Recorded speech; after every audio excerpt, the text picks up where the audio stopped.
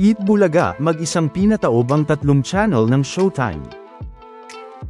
Yaya Dub at 3 lola bumisita, kalye-serye ipapasa kay Riza at Bimbi.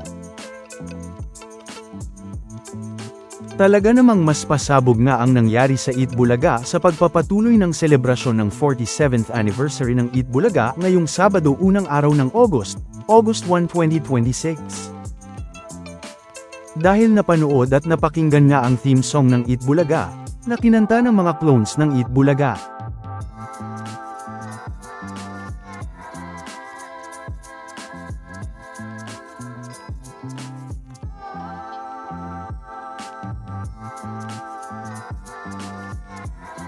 At gaya nga ng napag-usapan natin noong June pa lang, ay maraming ang mga nagbalik sa Eat Bulaga, dahil present din ang mga naging parte ng Eat Bulaga na mga The Bar Kids noon, gaya ni Althea, si Baste,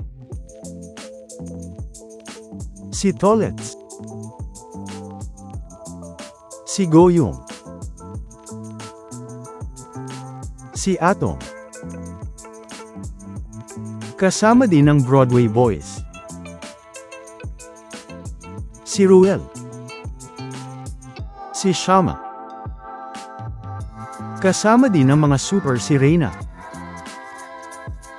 Dancing Queens, kasama din ng Sex Bomb. At syempre gaya din ng una na rin natin na pag-usapan noong June din lang naman, ay present din si Maine bilang Yaya Dub.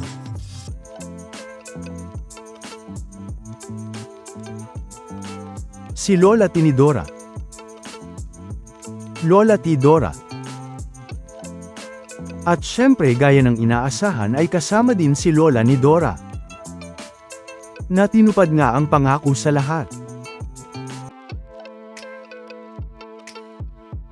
At syempre present din si Tash. At marami pang ang iba, na nakasama natin sa pasabog na opening ng Eat Bulaga.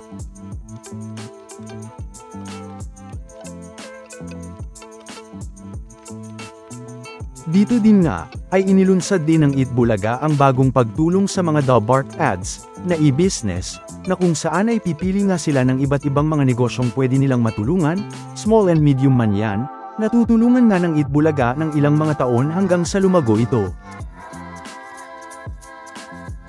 At dahil nagbalik nga at 3 mga lola at si Yaya Dub sa Eat Bulaga, ay ito na ba ang simula para maipasa ito kay Riza at Bimbi, gaya ng sinasabi ng mga fans at mga netizens ngayong Sabado, August 1.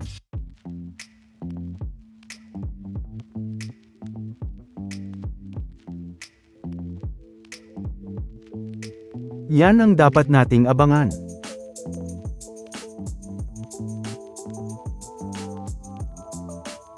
At sa Gimme 5 naman laro ng mga champion na henyo, na kung saan ay mga champion sa Gimme 5 ang mga naglaro at naglaban, ay ang nanguna pa rin nga ay ang team panalo, na mga The Bar Kids. At nag-uwi naman nga ng 100,000 pesos.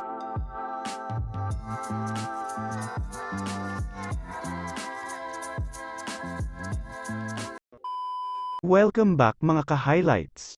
Bago tayo magpatuloy ay maaaring mag-subscribe at i-click ang notification bell para updated kayo sa mga susunod pang videos, at paki-like na rin ang video, share at mag-comment na rin. Maraming salamat po. Samantala, ilang araw na naman ngang naramdaman ang lakas ng Eat Bulaga sa noontime, na sa katunayan nga, ay isang araw bago ang 47th birthday at anniversary ng Eat Bulaga noong July 29, 2026, ay makikitang umabot na nga agad ng mahigit 121K ang dami ng nanonood sa YouTube livestream ng Eat Bulaga. At sa kaparehong oras, ay makikitang umabot naman ng mahigit 73K ang dami ng nanood sa YouTube livestream ng Showtime.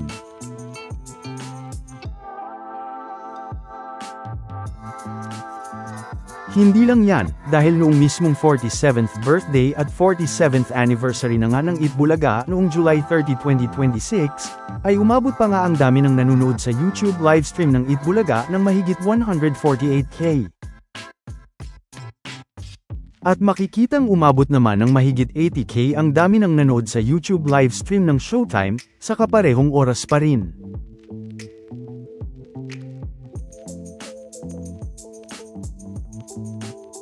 At noong July 31, 2026 naman, ay makikitang umabot naman ng mahigit 133K ang dami ng nanood sa YouTube livestream ng Eat Bulaga.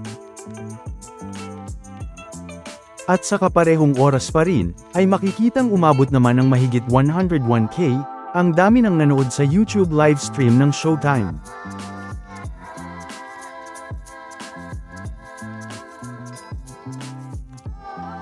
Na makikita nga ang lakas ng Eat Bulaga ng ilang mga araw, lalo na nga noong Biyernes, yan nga ay dahil matatandaang hindi pa live ang Eat Bulaga noong Biyernes July 31, at pre-recorded episode lang ito.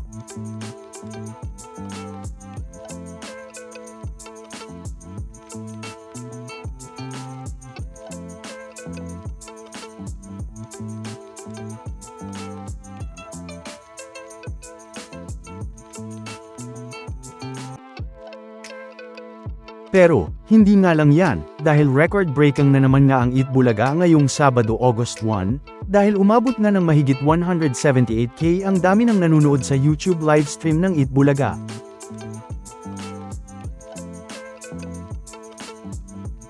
At sa kaparehong oras, ay makikitang umabot naman ng mahigit 94K ang dami ng nanood sa YouTube livestream ng Showtime.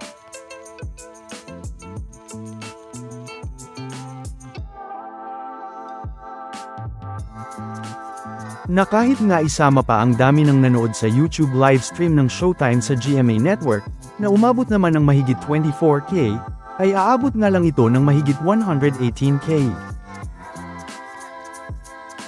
Hindi lang yan, dahil kahit isama pa ang dami naman ng nanood sa YouTube livestream ng Showtime sa ABS-CBN Entertainment, na umabot naman ng mahigit 55K, ay aabot naman ito ng mahigit 173K. Nakulang pa rin nga sa isang YouTube livestream pa lang ng Eat Bulaga. Dahil kung isasama naman ang dami ng nanood sa YouTube livestream ng Eat Bulaga sa TV5 Philippines, na umabot naman ng mahigit 15K, ay aabot na nga ito ng mahigit 193K, na lalo nang ang tambak ang Showtime.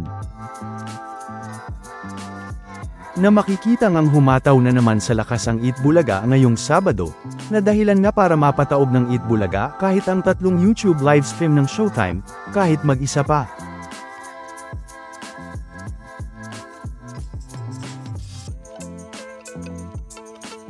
Samantala, ano naman ang mga masasabi nyo patungkol sa mga napag-usapan natin sa video na ito?